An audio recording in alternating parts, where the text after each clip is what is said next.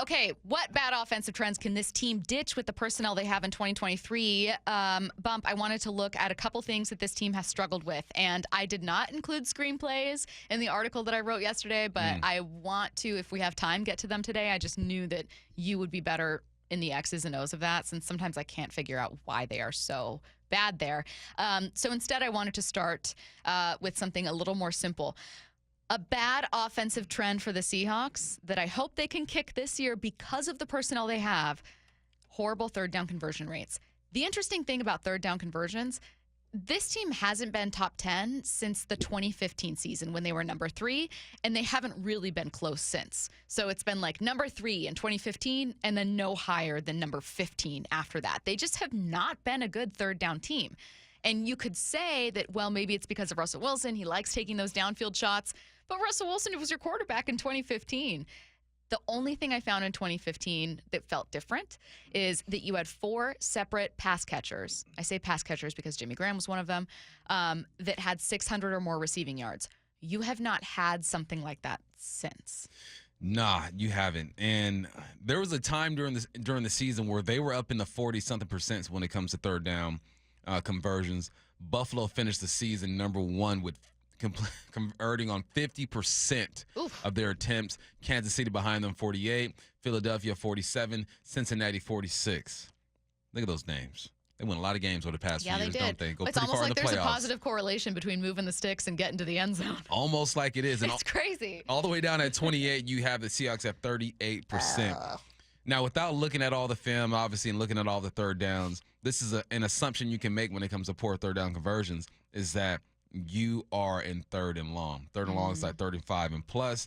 And either you're third and long or your third downs and you're on a place in the field where your play calling either is really predictable or limited. Yeah. When you're backed up on third and long, it's limited because you don't want to risk a sack or putting your punter in a bad position. You want to give him space to run the football. So a lot of the times, third and long, when you're backed up, you just run the ball and say, if it pops, it pops. If not, we're just living to try to shift the field position with a good punt. When you are in the red zone, that field is so much more smaller that it's just easier for a defense to defend whatever you want to do.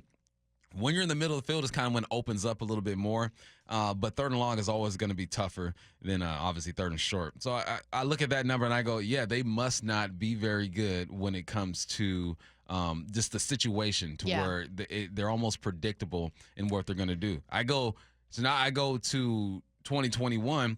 They were 23rd in the league when it comes to third downs. Let's go to 2020. You go to 2020, they were 27th. So, yes, this is a trend that keeps on trending. I don't like it. And let's shut it down. I don't like it. Let's shut it down. And so, in addition to Jackson Smith and Jigba, because, again, when they were number 3 overall in third down conversion, they had a lot of really good pass catchers. Like, no one elite. Doug Baldwin was the only receiver over 1,000 yards, and it was just barely. But a lot of weapons. But they were also a multi-dimensional offense because it was the year that while Marshawn Lynch and Thomas Rawls didn't stay healthy, Thomas Rawls was still really effective until he suffered an ankle injury in like week 14 or something like that. I think that having potentially the ability to have a healthy backfield all season long with one or both of those guys can help. The Seahawks had some of their worst third downs in the 4 or so week span when Ken Walker wasn't out. So when they were a very one-dimensional offense, their average third down conversion over those like 3 games between weeks 12, 13, and 14 was 32%. Up until then, they were 42% on the season. That's a 10 percentage swing. Like that is, you are missing out on like a whole drive. You know what I mean? So being a one-dimensional offense, that's also going to keep you behind the sticks. Let's get to the next one here. I'm going to stick with the backfield. We talked about it a lot yesterday, but we're going to get back to it.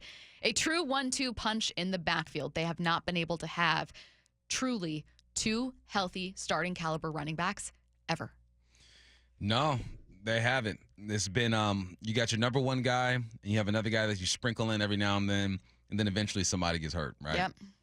So, yes, having that 1-2 combo, what does it do? We talked about it a little bit yesterday. It allows your number 1 guy to take a break and not have to get into the 300 car accidents that he's going to get when he gets tackled, because that's essentially what it is.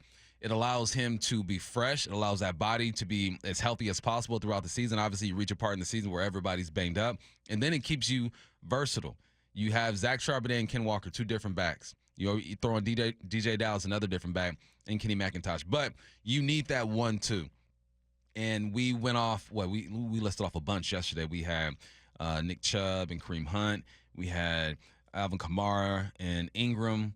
We had D'Angelo Williams and Jonathan Stewart.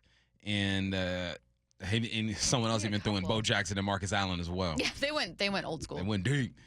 But there's nothing like having a backup that when they're inserted into the game, you can run everything you want to, but then you also have a different package of plays for that person as well. And I think that's probably the only position to where you can have a backup, maybe tight end because you can run two tight end sets, or just have an equivalent tight end to where you can have your backup in and all as well. Mm-hmm. You look at the receiver spot, if your backup's in, things are going to change a bit. Quarterback, things are going to change. Defensively, things might change a bit. I think the secondary is probably the one spot where you can move guys in and it's not going to affect the game as much. So if you have a true 1-2 combo back there, especially if their running styles are different, it keeps the defense on their toes and it allows you to tap into different spots in your playbook. So here's how I feel about the third trend that this team could potentially kick. The first two trends, being better on third down and having actually a healthy, functioning 1-2 punch in your backfield, are made better and easier to accomplish if this third trend works. I have the least amount of faith in the third trend. Like, I believe Jackson Smith-Njigba gives you a legitimate third wide receiver that you haven't had in years. I believe Zach Charbonnet can be part of that 1-2 punch, like truly one of the better running back combos you've had in years. I don't know that I truly believe number 3, but there's potential there, so I'm wondering what you think. As far as bad offensive trends, how about kicking the habit of having an offensive line in the bottom third? So I said a top 10 OL. That'd be nice. They started last season at 32 or 31, I want to say, according to PFF. Say what you want about PFF. Take the information however you please. I think they, at one point in the season, they jumped up to number 11 or 12. I'm not sure where they ended it last year.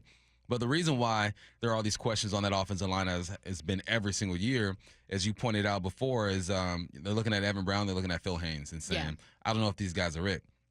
What have the Hawks do to combat that? They went out and they drafted a center in Olu and then a guard in Anthony Bradford. So, yes, it's all about that offensive line. You got to be able to protect the quarterback. You got to be able to create gaps so your running backs can run that rock. And what we've seen over the years is that the Hawks will take a guy like Phil Haynes and say, hey, man, you're guard this week. All right, tackle this week. Oh, let's put you on the other side of the line this week. And that's not going to allow anyone to develop, and what the homie Big Ray likes to say, get a PhD at a position. Yeah. If you're moving around and you're doing all these things, I think receiver is a spot where you can move around and be effective and be okay. But once you're on that offensive line, I've spoken to Ray plenty of times, and he goes, look, it's different from one side to the other side. It just is. So, yes, I agree with that. That offensive line has to be on point. You'd like to think they're moving in the right direction. You got 2 tackles who started every single game last year, maybe except one. I think Abe Lucas was out because he was sick one game, I believe. That Raiders game. Gabe Jackson is gone, so you got Younger there at that guard spot. It's all about having these guys get these reps together and build that chemistry and build that trust, and have Geno have that trust in that offensive line to where he's not walking up, looking at the box and feeling like he's got to make every single call. That's why you rely on your center a lot. So that's also why you bring in a vet like Evan Brown who can play center, and then you draft a rookie behind him and see how they work.